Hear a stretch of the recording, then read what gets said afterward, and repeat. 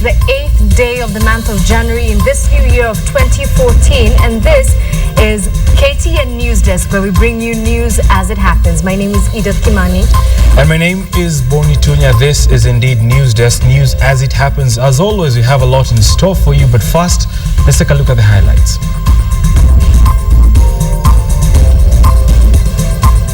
Marsabit attack. Victims of Marsabit banditry attack airlifted to Nairobi as security agents pursue attackers. And who is fit to serve? Vetting of senior police officers enters day 2. Also in this bulletin, confused government. Government revokes Abduba Dida's appointment as pressure mounts.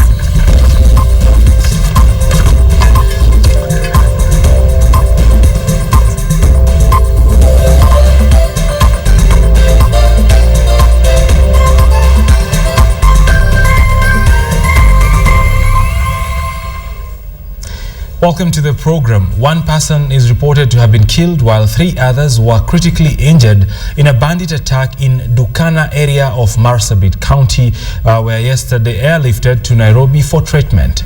Leaders in the area are urging the national government to strengthen security in the volatile area, particularly along the northern border. Now here's Sharon Momanyi with all that report.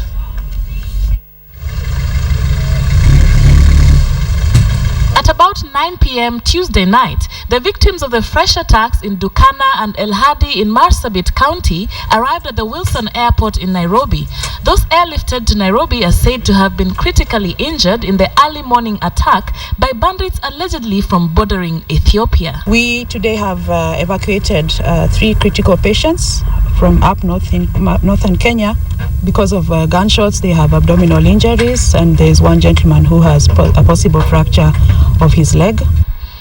Several other people were injured in the attacks but received treatment locally. An unconfirmed number of livestock and camels are also reported to have been stolen during the Tuesday attacks. The residents of Dukana are Gabras, and the raiders came from Ethiopia, that being a border town. And the people who are brought here are those who were injured in the process. We are told animals have been taken, and much as we cannot confirm the numbers, but the camels which have been taken have not been recovered. Some cattle have been recovered, but some also have not been recovered, and the situation is still tense. But leaders from the area are not quick to interpret the situation as merely inter-clan clashes or livestock raids. The attack happening in Dukana or that part of the country, it is clearly political. It's clearly, there's no two way about it, because people are not fighting over the grazing land or grazing right, or people are not fighting over the water catchment. I think since the elections, this kind of attacks have been there in Moyale area, and now it's like it's spreading to the wider Marsabit County. It could be a continuation of the same. I cannot confirm, but it could be a continuation of the same. They now want the national government to effectively intervene in the region, now largely associated with violence and insecurity. We had earlier requested the government to give the security on the ground. That's why the KDF was in Moyale. So we still call upon the government that the whole of the borderline, right from the whole borderline from Lake Turkana all the way to Moyale, they have to deploy the KDF there, so to make sure, because this one is clearly a KDF job, it's an incursion from a foreign country. The incident came 2 days after 4 people were killed in fresh attacks in Moyale town on Saturday, during which 11 camels were also killed and 29 people injured. Sharon Momanyi, KTN. Well, Marsabit is certainly an area where we have our ear on the ground, and should anything else happen, we will report it to you as and when it does occur. To other news stories happening and continuing to happen, it's day 2 of the police vetting, which is happening in Westlands. Today we have seen 3 senior police officers in the capacity of Deputy Commissioner of Police vetted by the National Police Service Commission. And Asha Mwilo, our senior reporter, is currently on the ground to update us on what exactly they were asked today and what we should expect throughout the afternoon. Asha. Thank Thank you, Edith, and a very good afternoon to you. Once again, for the second day, we're here to witness the second batch of the second phase of police vetting appearing before the National Police Service Commission, and we're here at their headquarters in Westlands here in Nairobi.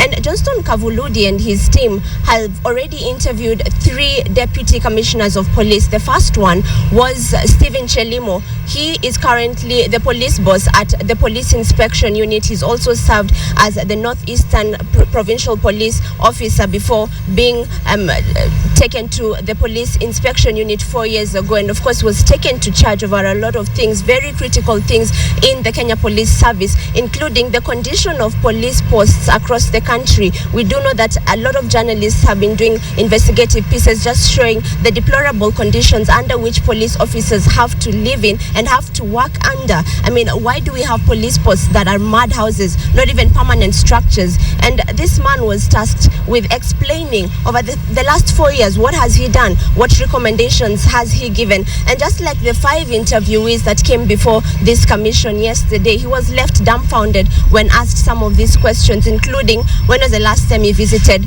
police posts across the country and which police post did you visit? Very critical, it looks like a really small thing for a police boss to do, but you'd be surprised that some of these things our police bosses are not doing them. Second on the grilling table was Joseph Ashimala. He is a deputy commandant at the Kenya Police College in Kiganjo, and for him the question was police recruits. With the introduction of police reforms in 2010 after the promulgation of the Constitution, what have you done to ensure that police recruits come in under new syllabus, learning new things, learning how to combat the new wave of crime, because crime has been evolving? So what have you done to ensure that these police recruits are learning something different from what you learned probably 30, 40 years ago? And guess what? They've been using the same syllabus that they've been using over the last 30 years. So that's really shocking, and the Kavulidi-led commission was really up to scratch to find out what these men are doing about the situation of the Kenya Police Service that has rendered it one of the most corrupt, one of the most unreliable institutions of this country. Currently on the grilling table and still being vetted is Mboya Kitili Joya, who is of course in charge of county policing. He's also had a stint in the State House Police Department, and he's been transferred a number of times, and he's also being questioned over matters of corruption. But Edith, from yesterday to today, we're seeing a really a pattern that is forming. One pattern is that there's a lot of corruption. We all know about that. But what have these police bosses been doing about it? And this is just, I think I could say it's the beauty of the new constitution, that it's granted Kenyans the ability to know what exactly our officers are doing in power, and especially officers that are holding such powerful positions. Kenya Police Service is one of the institutions that Kenyans should have faith in, but unfortunately very little faith in this institution, and we're trying to find out why exactly. Why is there rot in this institution? Why are the levels of corruption really high? And in the afternoon we're going to have 2 more. At the end of the week we'll have seen 23 officers being vetted, and they all hold the rank of Deputy Commissioner of Police. And hopefully by the end of this, the Johnston Kavuludi-led commission will tell Kenyans who is fit to serve and who is not. And hopefully the Kenya Police Service will reform, and this year we'll be seeing less cases of corruption, less cases of traffic accidents on our road, and more confidence in this institution. Edith. Well, thank you very much, Asha Mulu, for that comprehensive overview of what's been happening in the morning in Westlands. And of course, she will have more details for you in our subsequent bulletins, so do stay tuned for that. Elsewhere, the appointment of former presidential contender Mohamed Abduba Dida as the chairman of the Constituency Development Fund has been revoked. Confusion reigns on Dida's status as CDF chair, while it is Devolution Cabinet Secretary Anne Waigoro who has revoked her appointment, the appointment of Dida as chairman. The presidential appointment to the same position still stands. Dida was handed 2 appointments by the same government for the same position of CDF chair for the same period of 8 months. Dida's appointment has stirred public furor, with Quad parliamentarians saying his appointment was unconstitutional and should be revoked. The CDF Act stipulates the chairperson to the fund ought to be nominated for parliamentary vetting before appointment, but Dida was handed a direct appointment. The Deputy President has hinted there is confusion in government owing to misadvice by presidential advisors. The Deputy President has nonetheless promised to have the confusion dealt with.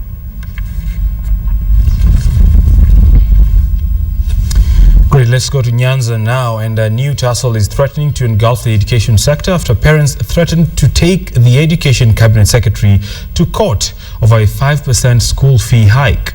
Now, the Nyanza Parents Association accuses the Secondary School Teachers Association of unprocedurally increasing the fees and using high inflation rates that have caused a rise in the commodity prices as an excuse. On its part, the teachers' lobby maintains that the move is above board and was approved with the consent of the parents from various schools who understand the plight of administrators working with limited resources.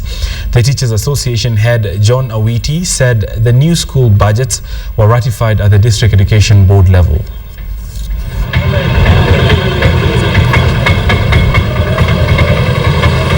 Once a parent of an individual school have accepted the particular school fees, then any other person who comes to dispute that to us is a third party who is not affected. You take time and check what has been increased.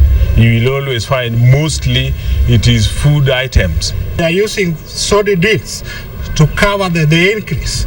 So when the parents go there, instead of producing the recommended circular from the ministry, they give a different saying that they have talked with the parents and the parents have agreed, saying the cabinet secretary cannot take charge.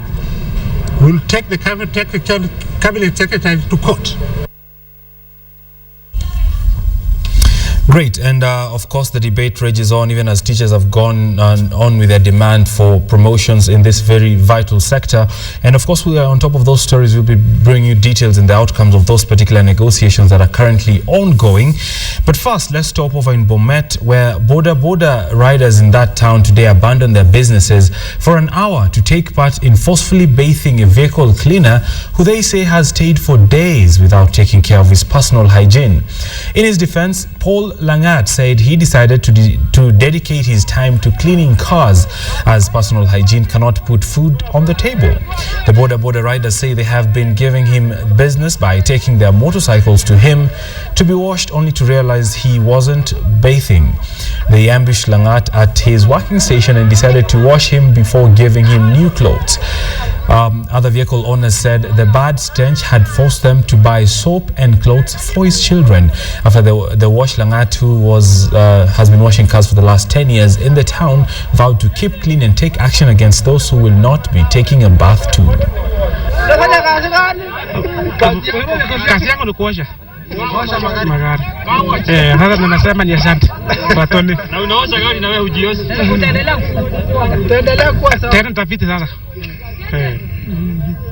Tashukuru kwa hapo sana kwa maana hii watu wamesema heri ni ng'are leo, wewe unaosha lakini sipokuwa hautaki kuchoka, lakini nimesema ni asante. Gotta give it to that guy. He has a sense of humor, and we cannot overstate the irony of having a person who cleans things for a living not taking care of his own body. But let's have a look at what's happening in Ruai, where one person was killed in a raging land row in that area of Nairobi. The deceased was killed yesterday evening when vigilantes apparently attacked a group of squatters returning to a disputed piece of land. Now, the squatters had been evicted from the contentious piece of land 3 weeks ago after a private developer claimed ownership of the land. The squatters are accusing the supposed owner of the piece of land of hiring goons to prevent them from accessing the land which they claim is rightfully theirs. They claim they have won a petition that they had filed in court against the developer. However, Kayole OCPD Samuel Mukindia said that no one is allowed in that piece of land as it is still in dispute. The court order says nobody should be inside the chamber unless you are there before the court order was issued. So whoever is deceiving these squatters to come and reclaim the land, saying that the court has decided that they go back, that is wrong, and that is a bad allegation. It is to stop and wait for the decision of the court. Right, let's now have an update of what is happening in South Sudan. The government of South Sudan is appealing for humanitarian assistance from regional neighbors to assist thousands of displaced people who are in dire need of food and non-food items. Speaking at the Standard Group Center, Deputy Head of Mission in the Embassy of the Republic of South Sudan, Ambassador Mariano Deng, said the situation in Sudan needs regional and international support. He further affirmed that the government is committed to ending the crisis that broke out mid-December for the sake of the Sudanese people. At the same time, the Global Peace Foundation is also asking for assistance from Kenyans' private sector and Kenyans in general to donate to the affected in South Sudan. As good neighbors, brothers and sisters, and as a country, Kenya, where peace talk for decades were nurtured to the comprehensive peace agreement and resultant implementation, South Sudanese always look toward Kenya for support at this time of need. We want to get Kenyans to get interested in what's going on there. Can we donate food, humanitarian assistance? We are calling upon well-wishers. We are calling upon the business communities who are investing in South Sudan. Let's come together, and we are willing to coordinate this effort so that we can have, assistance going to the people who are suffering, those women and children who nobody's talking about. The events of the last 1 month is really very saddening. And but Ambassador, I think many Kenyans across the country can tell you that there is nothing more that Kenyans want than to have peace and to have the problems that are going on at the moment in South Sudan behind us. We want our brothers to live in peace. We want them to enjoy their nationhood like we have in Kenya for the last 50 years. We've celebrated 50 years. To Migori now, where pupils at Nyatinge Primary School in Rongo narrowly escaped death after their classrooms caved in on them. 6 classrooms in total collapsed. The area has been experiencing strong winds, and the walls made of mud were unable to withstand the strong pressure. No one was hurt in the incident, although the school reported over 300 children were in the classrooms when the walls came down. Learning was disrupted at the school following the incident. However, it did resume under trees in the compound. The school head teacher, Bob Jalango, said the classrooms have been in deplorable state for a very long time. According to parents and teachers, the area MP, Damas Otieno, had visited the school during campaigns for the last general elections, but he's never gone back to fulfill his promise. Hapo tunashukuru Mungu, lakini tunaona mambo ya laptop, badala ya kuletea sisi laptop kwa shule yetu hapa Nyatinge, tunataka classrooms ijengiwe. Cells which are holding the partition of the walls fell down, and when the pupils heard that, the helter-skelter decided to run outside the classroom. Welcome back. Let's talk a bit of business. And analysts are anticipating better fortunes for the country in the year 2014. This attributed to the potential in the mining sector, development of oil and gas exploration, and the good rains coupled by the anticipated regional and the reduction in the commercial lending rates. Now, despite this green light, significant economic growth can only take place if Kenya capitalizes on reforms and changing the global climate. Here now is Adelaide Changola with more. I, Uhuru Kenyatta. The successful March 4th election and the subsequent peaceful transition of power have won the country praise and put it firmly on the path to growth and development. Moreover, structural reforms put in place to shore up the economy have borne much fruit. When we look at the numbers, external and fiscal positions are stronger for the country. Inflation has been tamed. There is solid growth, which we expect to continue to improve in the future. But these gains failed to translate into real economic growth for the year 2013, with the economy falling short of its 5.6% growth target. Economic growth has slightly disappointed in terms of our expectations. The likelihood is we're going to probably achieve growth for the full year around 4.7. However, analysts are anticipating a turn in the tide thanks to the deepening of the mining sector, development in oil and gas exploration, good rains, and an improving global outlook. The growth will be underpinned by the recent growth of private sector lending, spurred on by a reduction in commercial lending rates. Everyone would love to have lower borrowing rates, okay? But right now, these sort of levels, we are seeing decent amounts of volume of loans going into the economy. The analysts also anticipate a stable inflationary environment for 2014, with the central bank maintaining its current base lending rate so as to spur further growth in the economy. And our outlook around inflation, we don't see particularly strong inflationary pressures within the economy. We anticipate they're likely to probably hold on the CBR and no movement. All this will lift the economy, allowing it to post a 5.4% growth in the year 2014. But to achieve this, the International Monetary Fund has urged the country to step up its reform agenda so as to ensure the country achieves a sustained and more inclusive growth. The Insurance Regulatory Authority has launched an online regulatory platform in efforts to streamline the insurance sector. The economic regulatory system will facilitate submission of data by insurance companies, agents and brokers to enhance the supervision and regulation of the industry. The ERS system builds on the IRA's move to a risk-based supervision model employed by other financial regulators such as the Central Bank and the Capital Markets Authority. With ERS, it is expected that the time taken to generate industry reports will be reduced by more than half, and the time it has been taking currently. Now, this system is expected to offer convenience and ensure efficiency and accuracy in the returns received from regulated bodies.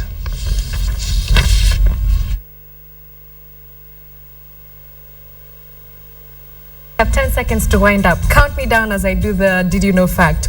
Salt was so important throughout human history that the word salary derives from the word salarium, referring to money given to soldiers so they could buy salt. 15 My seconds. name is Edith Kimani. Goodbye.